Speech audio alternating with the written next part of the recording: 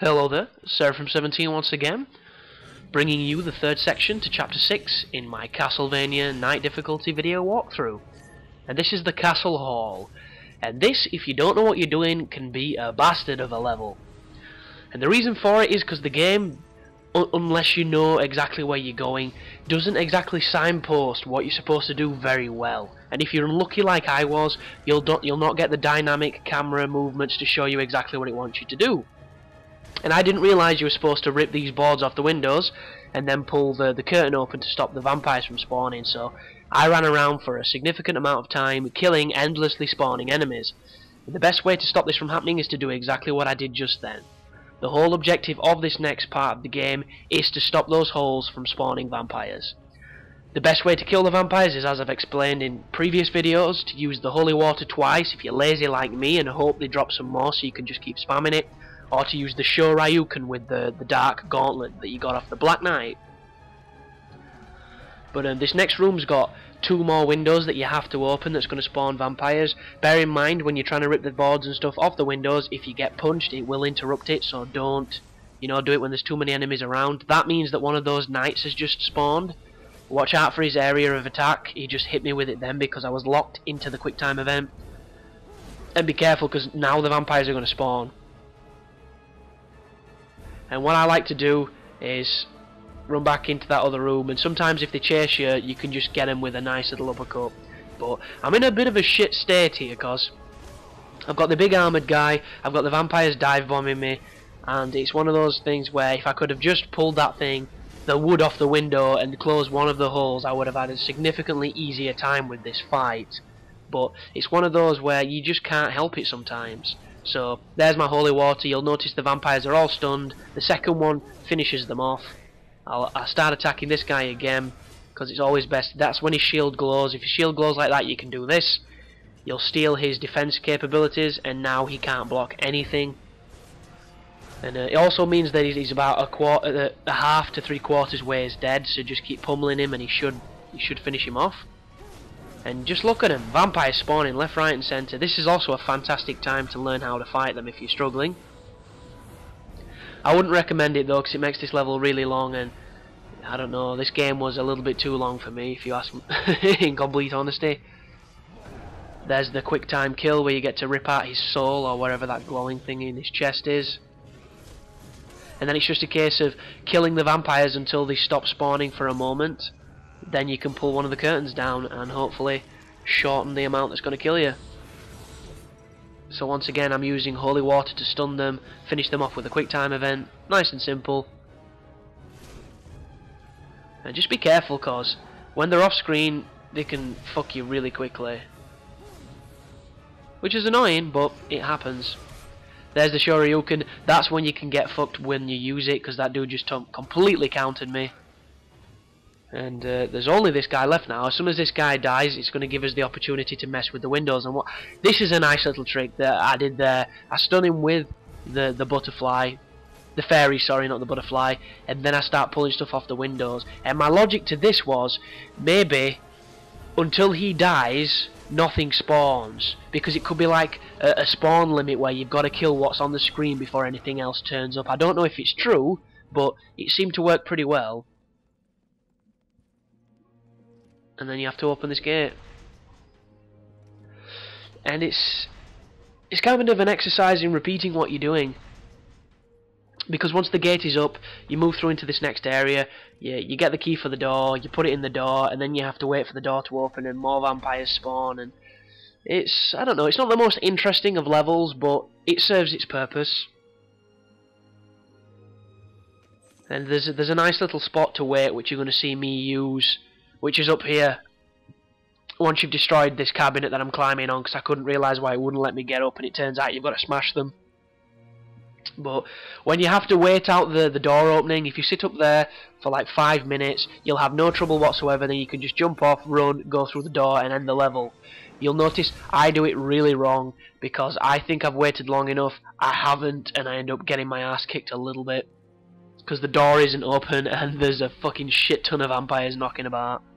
But before we can do this, we need to now do a puzzle which involves these. And obviously when you pull the curtains over the windows, it will bring light into this arena.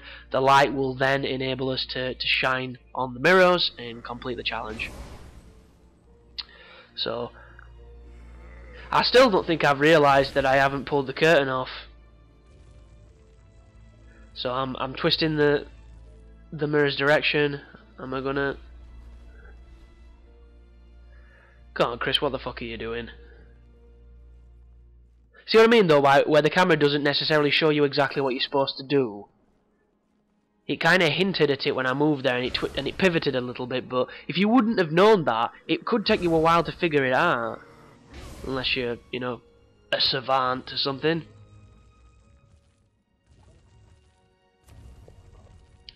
So now that you've got the first one set up, just use the rest. Just cruise down here. There's another mirror to mess with. But you've got to knock it all the way through this doorway. So just take your time. And it's not too challenging.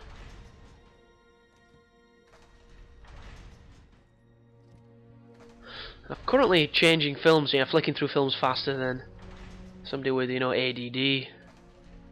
And I'm on The Gift now, a film with Ving Rhames in it apparently, and I'm getting that nostalgic feeling where I might have seen it sometime and completely forgot about it because it had that much of an effect on me, and I'm not too sure if I have. It sounds pretty B-movie-ish. So I think I'm gonna... Oh, actually, Tiger Man, that sounds pretty good. That's probably that dude that's... Oh no, that's actually about tigers. Shit, I thought it was going to be that guy that's trying to follow his Indian totem and turn himself into a tiger who's had lip implants and fucking whisker implants, and he's had his teeth sculpted and his face tattooed. Fucking moron. But there's the light shining on there, and right now, I've still not figured out you've got to smash this. There you go, you smash that, you can now climb up, and up here is another corpse that's going to give you a collectible. And this is where you sit when you initiate the door opening, because it's really simple. You'll have no trouble whatsoever if you can get it going. It's just don't be too eager like I am, because I go when it's not open, and like I say, I get in trouble. I'm smashing all the scenery here, which is one of the first times I've done it in the game, because I generally don't use the items, but I wanted to get some holy waters back, because the holy water dicks vampires. It's really good. Really good, in fact. So just keep on smashing.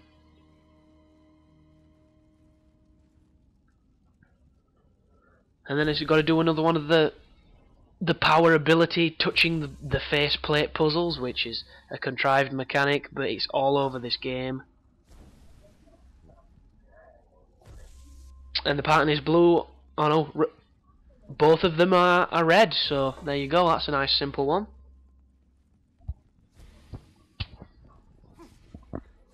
Oh, and I fucked it up.